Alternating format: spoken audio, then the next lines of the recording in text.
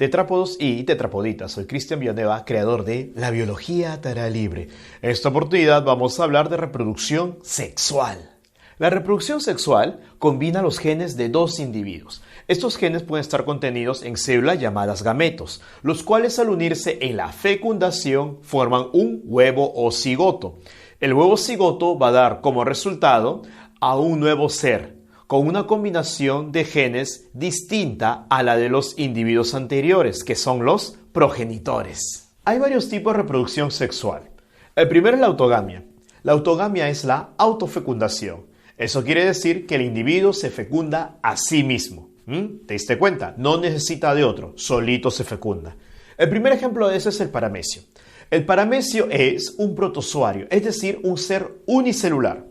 Como este ser está formado por una sola célula, va a utilizar su núcleo como si fuera un gameto. Por eso se va a llamar autofecundación, autogamia. Ahora, la autogamia también ocurre en plantas y también en animales. Hay plantas que se autofecundan. Sí, por ejemplo, las plantas que tienen flores completas, es decir, flores con parte femenina y parte masculina, se autofecundan, autogamia. Hay animales que también hacen autogamia, como por ejemplo la tenia. La tenia es un animal hermafrodita y no necesita de otro para fecundarse, porque se fecunda a sí mismo. Es por eso que la tenia vive sola en tu intestino, por eso se le llama solitaria. No necesita de nadie más para fecundarse. El otro ejemplo es la hologamia. En la hologamia, un individuo, o mejor dicho, todo el cuerpo del individuo actúa como gameto. Sí. O sea, no hay gametos realmente dichos, sino todo el cuerpo actúa como si fuera un gameto. Eso es típico de hongos. Y en el caso de los hongos se va a llamar somatogamia, porque somato, el cuerpo, actúa como si fuera un gameto. Y las algas. Ahora tú vas a decir, profe, ¿cómo que el cuerpo actúa como un gameto? Es decir, yo tengo un hongo y tengo otro hongo, y si esta parte del hongo se junta con la parte del otro hongo, las partes que chocan entre sí actúan como si fueran gametos. Cualquier parte de este hongo que choque con cualquier parte de este otro hongo actúa como si fueran gametos. Por eso se va a llamar somatogamia. Ahora, si recuerdas, el cuerpo de los hongos es filamentoso. Cada filamento se va a llamar hifa. Entonces, cuando las hifas de un gameto, de un hongo, se juntan con las hifas de otro hongo, ocurre la somatogamia. O si quieres, hologamia. Ahora, en este caso, la somatogamia u hologamia consiste en la unión de hifas, porque recuerda que las hifas son el cuerpo del hongo. Vamos, la isogamia. ¿Cuándo es isogamia? Isogamia es cuando los gametos tienen la misma forma y el mismo tamaño, como lo que ocurre en algas. Y también tenemos la heterogamia. En el caso de la heterogamia, los gametos son de diferente forma y de diferente tamaño. El ejemplo típico son los animales. Si tú ves los animales, nuestros gametos tienen diferente forma y diferente tamaño. Por ejemplo, el óvulo es grande e inmóvil y el espermatozoide es pequeño y móvil. En las plantas es idéntico también, es idéntico. Los gametos son de diferentes formas y aparte uno se mueve y el otro no. En las plantas superiores, como vamos a ver un momento, los núcleos espermáticos, que son los gametos, sí se mueven. En las plantas inferiores, los anterozoides, que son los gametos, masculinos, nadan, sí, tienen flagelos. ¿Te das cuenta la gran diversidad de formas de reproducción sexual que hay? Ahora, un detalle importante es esto, la alternancia de generaciones. La alternancia de generaciones solamente va a ocurrir en plantas. ¿En qué consiste? En que hay dos etapas en su vida. Una etapa diploide y una etapa haploide. La etapa diploide o generación diploide es el esporofito. Y la etapa haploide o generación haploide es el gametofito. ¿Cuál es el problema? Esporofito, gametofito. Esporofito, gametofito. Que esas palabras no te suenan a nada. Te lo pongo de esta manera. Cuando tú vas al mercado no dices, señora, dame 1 kilo de esporofito. No, jamás. Nadie dice esporofito. Y ahí viene el problema. Por eso es que te cuesta entender qué cosa es cada uno. Esporofito se le dice a la planta más grande, para que me entiendas. Y gametofito, por lo general, es muy chiquitito. Es tan chiquito que es microscópico y por eso no se suele ver. Ahora, eso te he dicho para que tú entiendas. En la vida real, el esporofito es la planta que produce esporas. Y gametofito, la planta que produce gametos. Por lo tanto, las plantas se reproducen de dos formas. Por esporas y por gametos. Las plantas se reproducen por esporas de manera asexual y por gametos de manera sexual. Ahora, escucha más. Las plantas inferiores priorizan la reproducción por esporas y las plantas superiores priorizan la reproducción por gametos. Como lo que tú más conoces son las plantas superiores, tú crees que todas las plantas se reproducen siempre por gametos, pero no, hay una alternancia. Solamente que en un grupo de plantas dan prioridad a los gametos y en otro grupo de plantas dan prioridad a las esporas. Las esporas se forman por meiosis, en cambio los gametos se forman por mitosis. ¿Recuerdas? En animales la meiosis forma gametos, en plantas la mitosis forma gametos.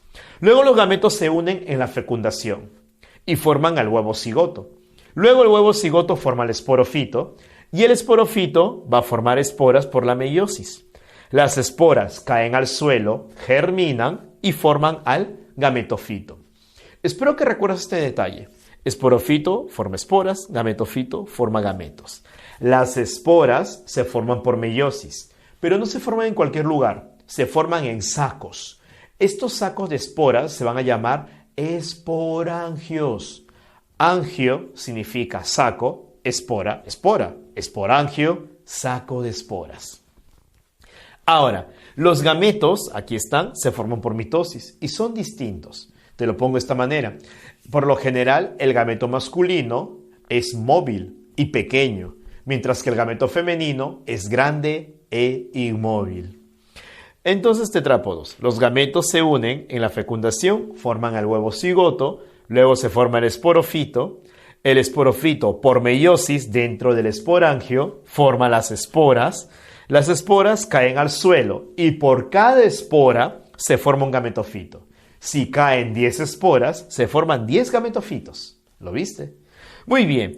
Ahora, los gametofitos hacen mitosis y van a formar gametos y el ciclo vuelve a empezar. Alternancia de generaciones, recuerda, porque hay dos etapas, una diploide y una haploide.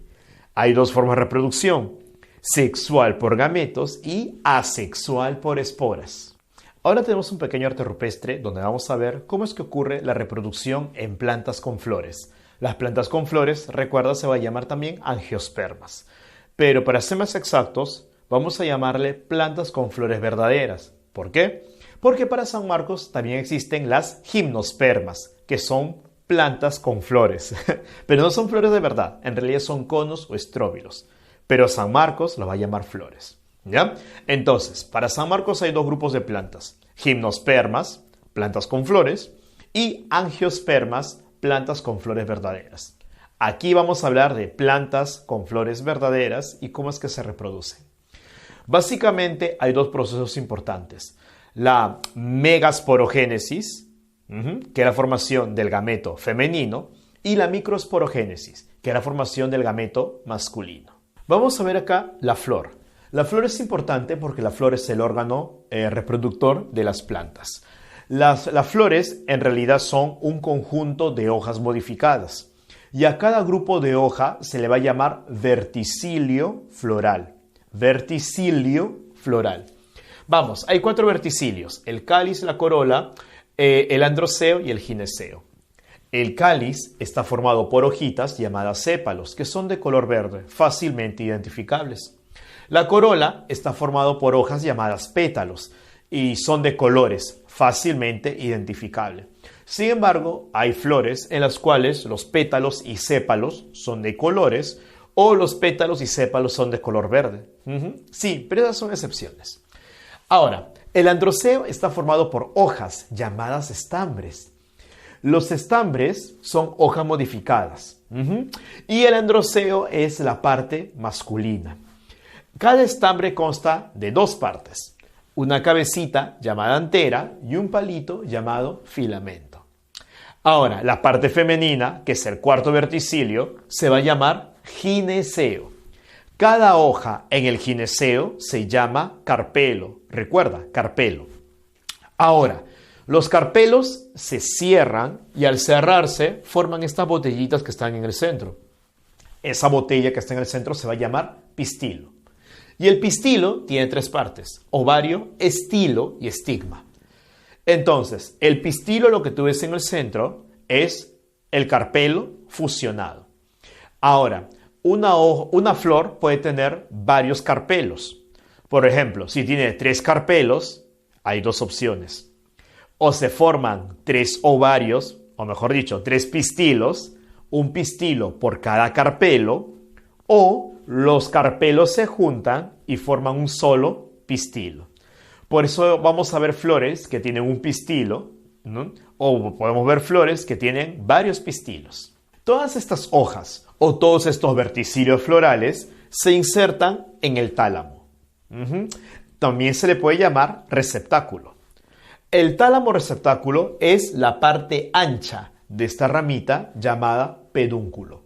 El pedúnculo es la ramita que va a sostener a toda la flor. Y el tálamo o receptáculo, la parte ancha donde se inserta todo esto. Ahora mira, voy a coger el ovario y lo amplío. Ahí está el ovario, ¿ves? El ovario. Dentro del ovario se encuentra una estructura que parece una hojita. No, mejor dicho, parece una plantita chiquitita, ¿ya? Eso se va a llamar rudimento seminal u óvulo, pero bastante cuidado. Se llama óvulo porque está dentro del ovario, no porque sea el gameto femenino. En animales, el óvulo sí es el gameto femenino, en plantas no. En plantas el óvulo es el rudimento seminal. Ahora te voy a decir, profe, ¿por qué se llama rudimento seminal? Fácil, porque el óvulo o rudimento seminal va a dar origen a la semilla. Seminal, semilla, seminal, semilla. Espero que lo veas. Estamos genios, pero el óvulo, recuerda, no es el gameto en plantas, en animales sí. Ahora, dentro del rudimento seminal encuentro una célula llamada megasporocito. El megasporocito, ¿qué es lo que va a sufrir? Megagametogénesis. Megagametogénesis, o si quieres, macrogametogénesis. ¿Lo viste? Megagametogénesis o macrogametogénesis. ¿Estamos? Ahora, bastante cuidado, que hay algunos que utilizan la palabra macrogametogénesis como sinónimo de macroesporogénesis, que en cierta forma es correcto, en cierta forma, ¿ya? Al inicio del video yo te dije macroesporogénesis, por costumbre, porque así fue como yo lo aprendí, ¿ya? Por si acaso. Entonces, mira, la macrogametogénesis, ¿qué te va a dar como resultado? El saco embrionario y los gametos femeninos. Ahora, ¿en qué consiste la macrogametogénesis o megagametogénesis? Consiste en que el megasporocito, que está dentro del rudimento seminal, sufra meiosis. Al sufrir meiosis se van a formar 4 células llamadas megasporas. 4 células llamadas megasporas. Ahora, estas 4 células llamadas megasporas, de estas 4, 3 van a degenerar. Entonces las tachamos. ¿Por qué? Porque degeneran. ¿Con cuántas te quedas? Con una. Ahora recuerda que como es meiosis, las 4 megasporas van a ser diferentes y haploides. ¿Por qué? Porque en la meiosis ocurre el crossing over. ¿Viste la idea? Por eso las 4 megasporas genéticamente son distintas, y a la vez van a ser haploides. Ahora, esta megaspora que está aquí va a sufrir 3 cariocinesis. Recuerda que la cariocinesis es la división del núcleo. Entonces, ¿qué va a pasar? A partir de un núcleo, mira, en la primera cariocinesis voy a tener 2 núcleos. En la segunda cariocinesis, 4. En la tercera cariocinesis, 8 núcleos. ¿Lo vieron? Entonces, a partir de un núcleo, por 3 cariocinesis, voy a tener 8 núcleos.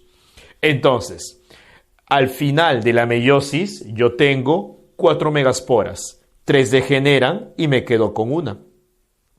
Luego, esta que está aquí va a sufrir 3 cariocinesis. Entonces, de tener una megaspora con un núcleo, voy a tener una célula grande con 8 núcleos. Esta célula grande con 8 núcleos se llama saco embrionario. Y el saco embrionario es el megagametofito, o si quieres, gametofito femenino. Acuérdate hace un momento que te explicaba lo que era el gametofito. El gametofito es la planta que produce los gametos. En este caso va a producir el gameto femenino. Por eso es gametofito femenino o megagametofito.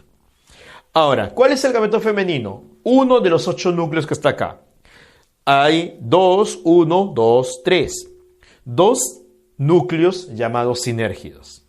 Un núcleo llamado oósfera y ese es el gameto femenino. La oósfera es el gameto femenino. Gametofito femenino, gameto femenino. Muy bien, luego vienen 2 polares y luego vienen 3 núcleos llamados antípodas. En este momento vamos a decir que el saco embrionario está de manera inmadura. En cambio, mira lo que ocurre después. Estos 2 núcleos polares se juntan y forman el núcleo secundario. Cuando tenemos el núcleo secundario, yo ya puedo decir que el saco embrionario es maduro. Entonces mira, cuando hay 8 núcleos, el saco embrionario es inmaduro y con 7 núcleos, el saco embrionario ya es maduro. Cuando es inmaduro, los 8 núcleos son haploides. Cuando es maduro, tiene 7 núcleos y el núcleo secundario ya es diploide. Todo esto, ¿dónde lo encontramos? Aquí, dentro del rudimento seminal que está en el óvulo. Ahora vamos a la parte masculina. Recuerda que tenemos los estambres. Los estambres eran hojas modificadas que formaban parte del androceo. Recuerda que cada uno tenía un palito llamado filamento y su cabecita llamada antera. La antera está dividida en dos tecas. ¿Lo ves? 2 tecas, una a la izquierda y otra a la derecha. Y cada teca tiene 2 sacos polínicos. Cada teca tiene 2 sacos polínicos. Por lo tanto, en total hay 4 sacos polínicos por cada antera. Dentro del saco polínico hay una célula llamada microsporocito, que es diploide. Como te has dado cuenta, el microsporocito va a sufrir microgametogénesis. ¿Lo viste? El megasporocito sufre megagametogénesis y el microsporocito sufre microgametogénesis. Ahora, el microsporocito es diploide y entra a la meiosis y te va a formar 4 microsporas. Recuerda que las microsporas son haploides y diferentes. ¿Por qué? Porque provienen de una meiosis y en la meiosis ocurre crossing over. Las microsporas sufren cariocinesis. Recuerda que cariocinesis es división del núcleo, o sea que si tenía una microspora con un núcleo, ahora va a tener una microspora con 2 núcleos. Un núcleo se va a llamar generativo o generatriz.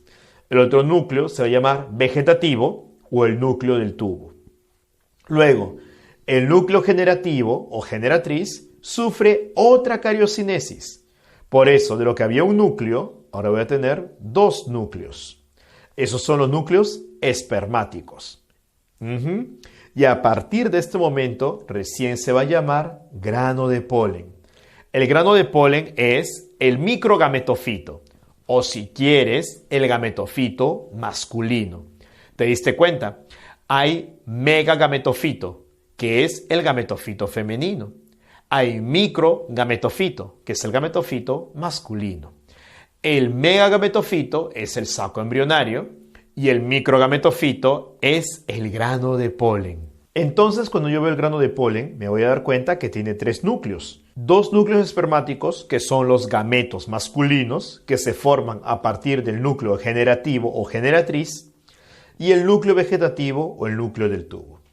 Ahora escucha, este grano de polen va a viajar desde el estambre hasta el pistilo, desde el androceo hasta el gineceo o desde la antera hasta el estigma.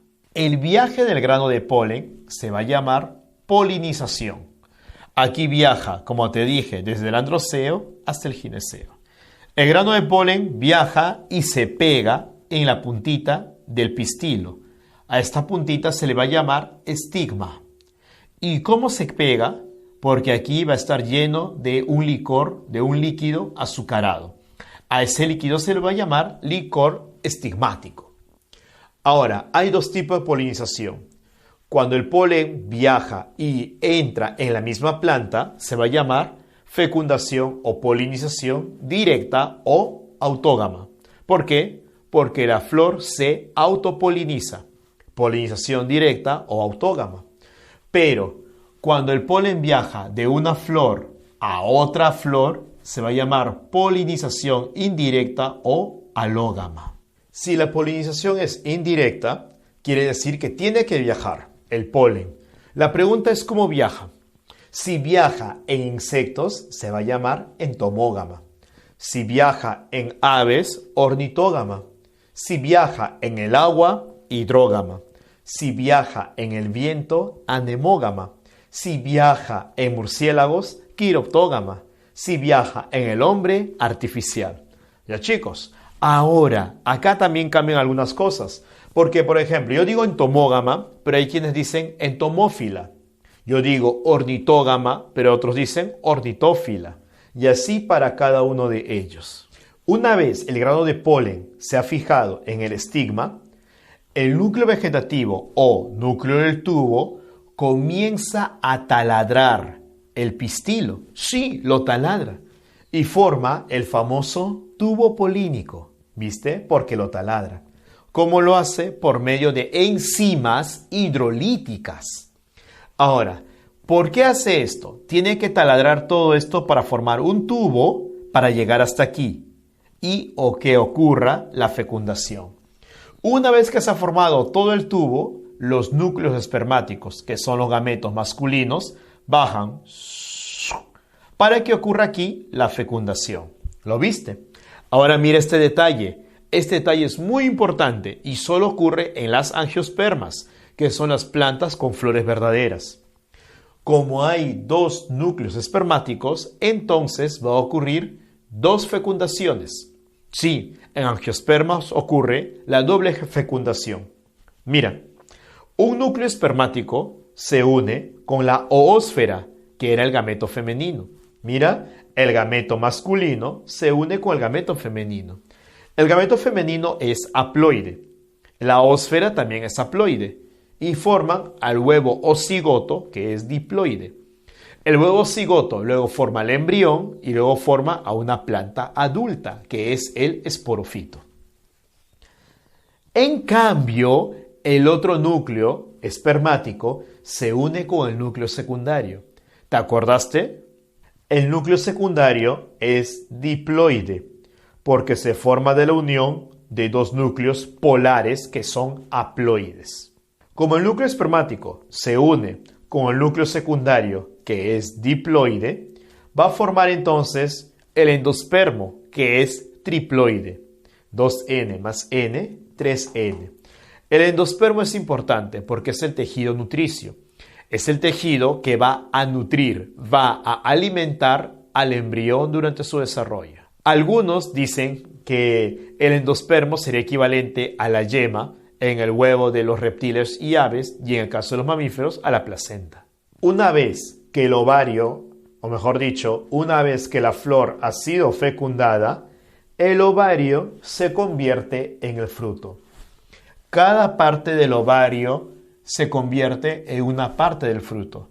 El rudimento seminal va a dar origen a la semilla. Si el ovario es una hoja modificada, una hoja fusionada, entonces las partes de la hoja vamos a verlas en el ovario. La parte de adentro se va a llamar embés y el embés forma el endocarpio en el fruto. El endocarpio es la capa que cubre la semilla. Usualmente el endocarpio es suave. Sin embargo, hay casos donde el endocarpio es completamente duro. ¿Por qué? Porque está lignificado. ¿Y por qué va a estar lignificado? Fácil. Porque está formado por células llamadas esclereidas. ¿Te acuerdas? Las esclereidas formaban el esclerénquima, que eran células muy duras debido a la lignina. En ese caso, ya no hablamos de semilla, hablamos de pepa. Por ejemplo, el durazno. ¿Te has dado cuenta? Es completamente duro. Otro ejemplo, la palta. Uno más, el mango. ¿Te has dado cuenta? La pepa es muy dura. En cambio, las semillas suelen ser blandas. Es un detalle muy importante para identificar los tipos de frutos. Luego, si es una hoja, el ovario tiene que tener mesófilo. Y el mesófilo del ovario se convierte en el mesocarpio. El mesocarpio es la comidita de la fruta. Si tú identificaste ya el durazno, la pepa es el endocarpio, adentro está la semilla, y la comidita vendría a ser el mesocarpio. Muy bien, ¿qué más? Y luego la parte externa, ya sabes que si es una hoja, en este caso la parte externa va a ser el haz. El haz va a formar el exocarpio, lo que tú llamas comúnmente cáscara. Ahora, el endocarpio, el mesocarpio y el exocarpio, todo junto forma el pericarpio. El pericarpio es el otro nombre del fruto y es el ovario fecundado. Recuerda, se llama pericarpio al fruto sin la semilla, por si acaso. Todo es fruto. Pero si solamente tomo en cuenta al exo, meso y endo, eso se va a llamar pericarpio. Ahora, básicamente hay dos tipos de frutos. Los frutos secos y los frutos carnosos. Se llama fruto seco cuando tiene menos del 50% de agua. Y tú te has dado cuenta. Son las almendras, avellanas, maní, castañas, nueces, las legumbres. Para los que no saben, legumbres, por ejemplo, son el frijol. ¿Ya? Y luego frutos carnosos, que tienen abundante agua. Son muy jugosos, como el durazno, la palta, el tomate, la naranja, calabaza, mandarina, manzana, pera, etcétera, etcétera, etcétera. Y no olvides que básicamente hay dos tipos de flores. La flor perfecta, también llamada completa, o también llamada hermafrodita. ¿Por qué? Porque tiene gineceo y androceo. Dicho de otra manera, parte femenina y parte masculina. Y la flor imperfecta, o también llamada incompleta, o también unisexuada. ¿Por qué? Porque tiene un sexo o el otro sexo. O es flor masculina o es flor femenina. Si es flor masculina, solo tendrá estambres y se va a llamar flor estaminada. Si es flor femenina, solo tendrá pistilo y se llamará flor pistilada.